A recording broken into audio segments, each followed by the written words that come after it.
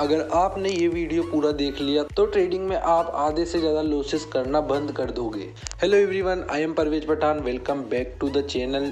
तो इस वीडियो में हम फ्राइडे और सैटरडे की ट्रेड का लॉजिक और एनालिसिस बताएंगे। तो आपने थंबनेल में देखा होगा कि बिगेस्ट लर्निंग, और जो लर्निंग हमें मिली है ना, उससे हमें काफ़ी ज़्यादा फायदा हुआ है। तो स्टार्ट करते हैं। तो ये है फ्राइडे की ट्रेड और इसमें ही हमें बिगेस्ट लर्निंग मिली है। तो ये ट्रेड में मैंने 1 आवर टाइम फ्रेम पर एनालाइज किया।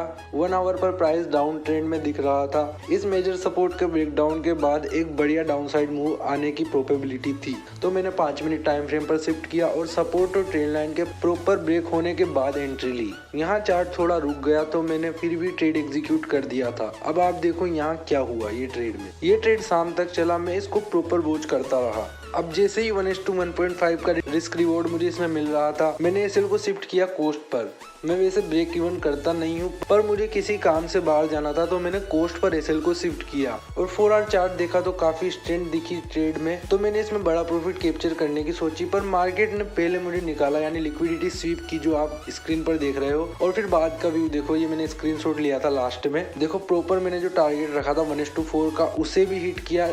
अब मैंने इसको देखा ना, तो यहाँ पर मेरा देखते ही मैंने पूरा ट्रेडिंग सिस्टम ही बंद कर दिया और जनरल मेंटेन करके सो गया। और दूसरे दिन मैंने इसको री एनालाइज किया, जिसमें बिगेस्ट लर्निंग थी कि मैंने सिस्टम ही ऑफ कर दिया। ये मेरी तरफ से बिगेस्ट लर्निंग थी। अगर मैं थोड़ी देर और मार्केट को देख लेता ना, तो अपने इमोशंस को कंट्रोल नहीं कर पाता और ओवर ट्रेड या रिवेंज ट्रेड कर देता और डिसिप्लिन ब्रेक हो जाता। कहने का मतलब है, अगर आपके साथ भी ऐसा हो कि कोई ट्रेड पहले आपको निकाले, बाद में आपके डायरेक्शन की तरफ इमीडिएटली मूव दे और आपका टारगेट हिट करे, तो उस दिन आप प्रॉपर सिस्टम बंद कर दिया करो। क्योंकि अगर आप उस दिन मार्केट को दोबारा देखोगे ना, तो आप इमोशंस कंट्रोल नहीं कर पाओगे और ओवर ट्रेड या फिर रिवेंज ट्रेड कर बैठोगे, और उसमें ही आधे से ज्यादा लॉसेज हम करते हैं। अगर मैं ये चार्ट को यहाँ पर देखता तो पता नहीं मैं कितने ट्रेड्स कर देता। यहाँ पर मैं शायद पूरा कैपिटल भी उड़ा सकता था। अब आपका ये सवाल हो सकता है कि इतना कॉन्फिडेंट था तो फिर ब्रेक इवन क्यों किया, एसएल को एसएल ही रहने दे सकता था। इसका सिंपल सा आंसर था कि मैंने चार्ट को दोबारा एनालाइज किया था 4 आवर टाइम फ्रेम पर। तो वहाँ पर डबल टॉप वाला पैटर्न बन रहा था, तो उस हिसाब से एक बढ़िया फॉल आने की प्रोबेबिलिटी थी। तो मैंने टारगेट को 1:4 पर शिफ्ट कर दिया था, बुक टारगेट को सिस्टम पर।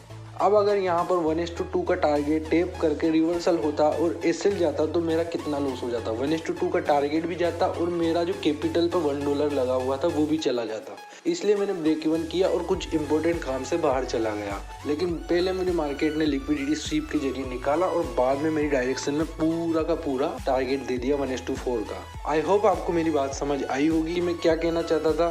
सिर्फ इतना सा कहना है कि अगर आपके साथ कुछ ऐसा होता है कि पहले मार्केट आपको एसएल दे देता है और बाद में आपकी इमीडिएटली टारगेट देता है, तो उस दिन आप ट्रेड मत किया करो, कि वो वाला दिन फिर हम कंट्रोल नहीं कर पाते हैं। अगर आपको कुछ पॉइंट समझ में नहीं आए हो तो वीडियो को इस पार्ट को दोबारा देख लेना। ये एक बहुत ही इंपॉर्टेंट चीज है ट्रेडिंग करियर में, क्योंकि अगर आप इसे फॉलो करते हो ना, तो काफी सारे फालतू लॉसेस से बच सकते हो और अपने कैपिटल को प्रोटेक्ट कर सकते हो। तो अब चलते हैं सैटरडे के ट्रेड पर। तो यहाँ पर इथेरियम सपोर्ट के पास काफी टाइम से साइडवेज था 1 आवर टाइम फ्रेम पर। मैंने 15 मिनट टाइम फ्रेम पर ट्रेंड लाइन मार्क की और 5 मिनट टाइम फ्रेम पर एक बॉक्स रेंज मार्क किया और प्रॉपर क्लोजिंग के बाद इस ट्रेड में एंट्री ली। ये ट्रेड के पीछे का लॉजिक था। ये वाली ट्रेड अभी तक भी होल्ड है। इसका रिजल्ट तो मैं आपको शॉर्ट अपलोड करके बता दूंगा। ये मैंने लिया था इंट्राडे के लिए, बट पूरा सैटरडे साइडवेज निकल गया। तो अब आज है संडे और 3 के कैपिटल से discipline and consistency trading challenge का फर्स्ट वीक कंप्लीट हो गया है। इस पूरे वीक में हमने 5 ट्रेड लिए, जो कि हमने वीडियो में बताए हैं।